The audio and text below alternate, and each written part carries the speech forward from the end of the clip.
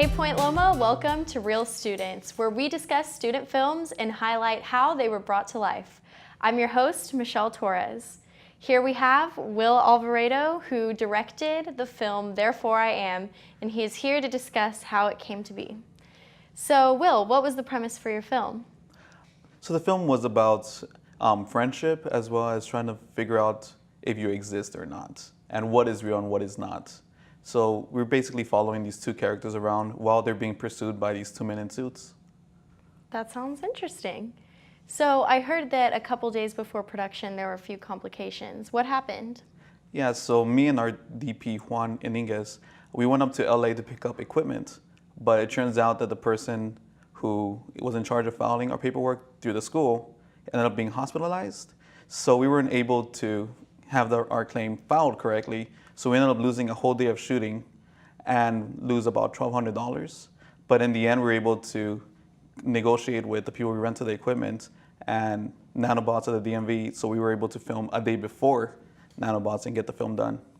Well, I'm glad everything turned out good. And how did the production process go?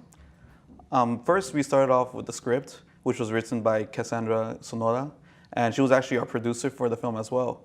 So me and her worked together making 10 different versions of the script, because the original was actually 30 pages long, which is about 30 minutes, give or take.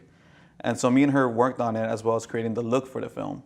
One thing you'll notice that a lot of the angles are done very differently and unconventional, and that was done on purpose to really convey the eeriness that happens throughout it. So yeah, all that was done in pre and then post. That was a lot of fun too, editing and choosing the music for it. Yeah, that sounds fun. And how did you cast your actors for this film? It was a mix of people that our producers knew. We were lucky enough to have Cassie's connections, as well as another producer that worked on another film, Sarai Velazquez.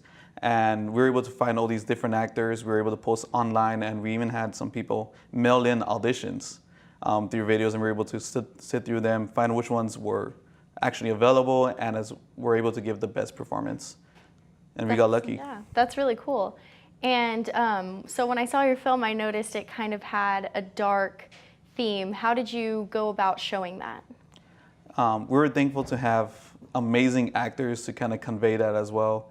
And thanks to our DP, Juan, we were able to get all these crazy, weird shots that just feel weird, as well as work with Darren as our music writer. And he was able to really convey that eeriness, that weird feeling and suspension that occurs throughout the film. And so out of the whole process, what part did you enjoy the most? I really enjoyed directing. Like, this was my first directing debut, so I was able to have a lot more control than what I'm used to. I was able to actually ask for help, and it was just amazing seeing it all come together at the end. That's great. Thanks so much for sharing with us. And now it's time to watch the final product. Roll it.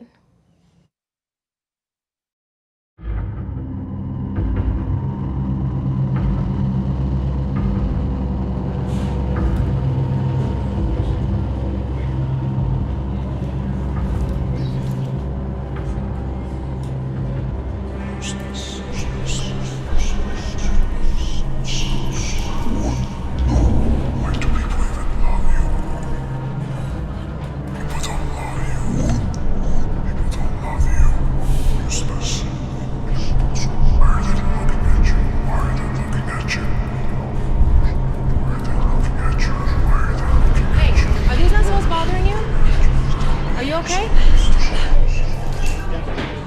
You can't breathe. Do you need your inhaler? Oh, you're having a panic attack. I used to get those. Come on, let's get you outside, get you some fresh air and away from the trash.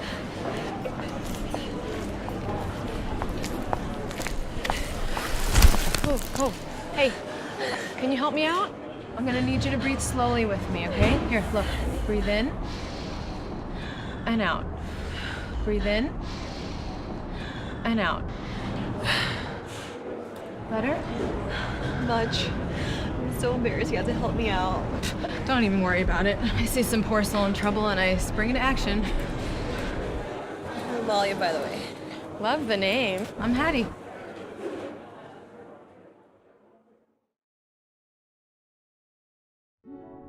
Happy friends. anniversary. Can't believe you put up with me this past year. I know, I can hardly believe it myself. And speaking of sticking around, how's Gary? We went out a couple times, and it was fun and everything, or at least it was for me. It's been at least a day he hasn't called or texted. Guys are such dicks. Or they're gay. Maybe he's both. He's like what, number 7 in the past 6 months? What number are you at now? Me? I can hardly get a guy to acknowledge my existence, let alone date me. Hand me that. It's better than getting your heart broken repeatedly. Just a bit worried I'm gonna end up like my mom. Don't worry, you'll find a guy who's gonna deal with your weirdness. And you're nothing like her. That's not what my dad thinks. Keeps checking in on me, trying to get on my good side. You know, just the other day he sent me this. Oh my God. I can't believe how tactless he is. I know. However, I kind of see his point. Is this really the time for this? Just hear me out. Some things can be hereditary, and you might just want to go get checked to be sure that...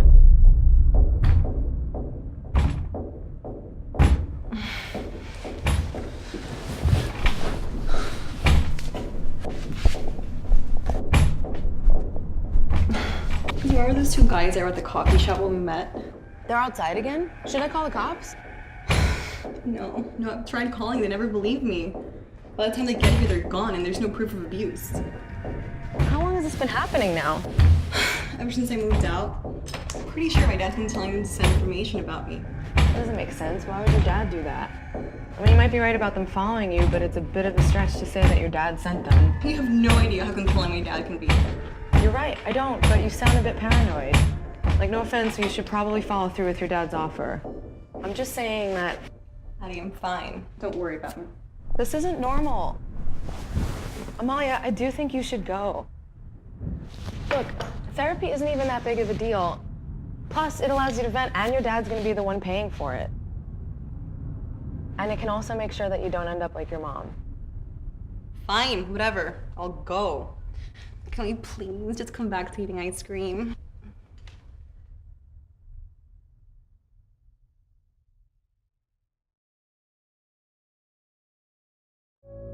Are the meds working?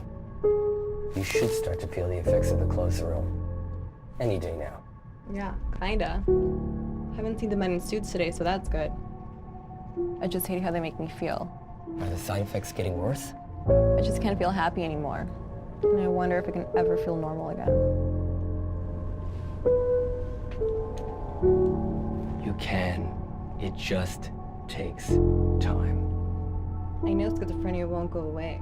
I just want to feel anything, just for one day. Okay then, I'll see you next week. Thank you. Hi Lana, come on in.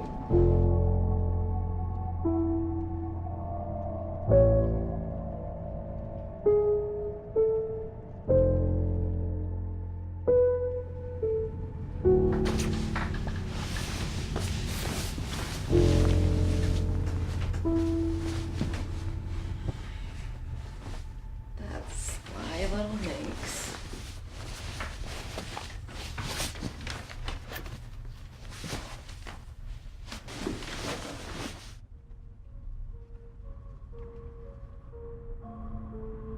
Rise and shine, Sleeping Beauty. Amalia. Amalia. Amalia.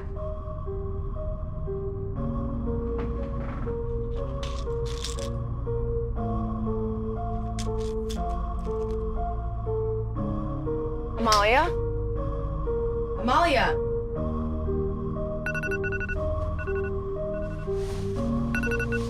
Oh God, you're alive. For a second there, I thought you were dead. Amalia?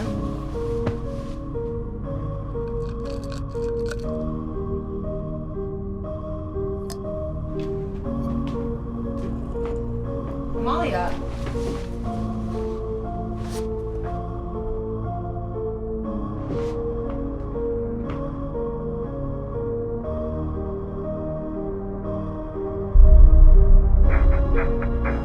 Amalia!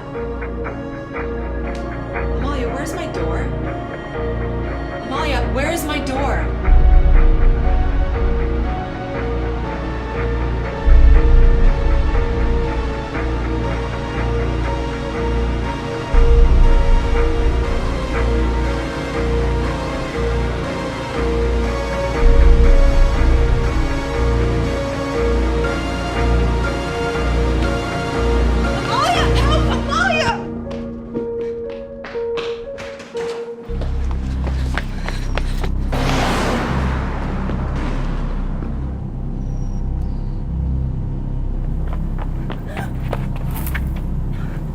so sorry. I didn't see you there.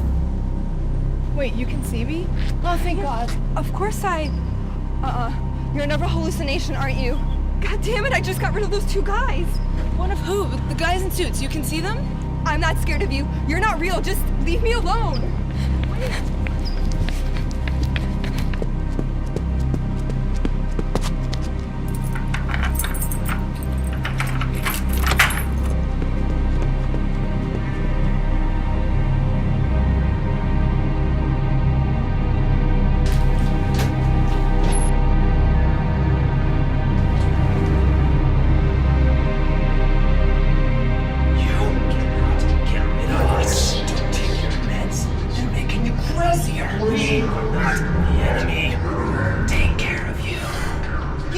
Take your friends and leave me alone. I don't want to hear it anymore. Well, hear what? I don't understand. Please help me. Why can't Amalia see me anymore? Who's Amalia? No, you're not here. You're not real. You're just my mind playing tricks on me. No, please, I don't understand what is happening to me. I don't understand what is happening to me. Stupid. You think you can get rid of us? What do you think you're doing with us? Bitch. You are so pathetic. Look at you. You pill popper. You druggie. Shut up! I'm tired of your bullshit.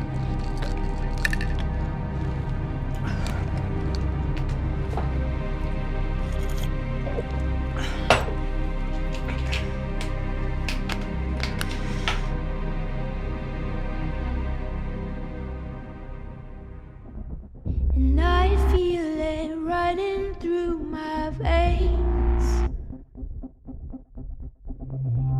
And I need that fire just to know that I'm awake.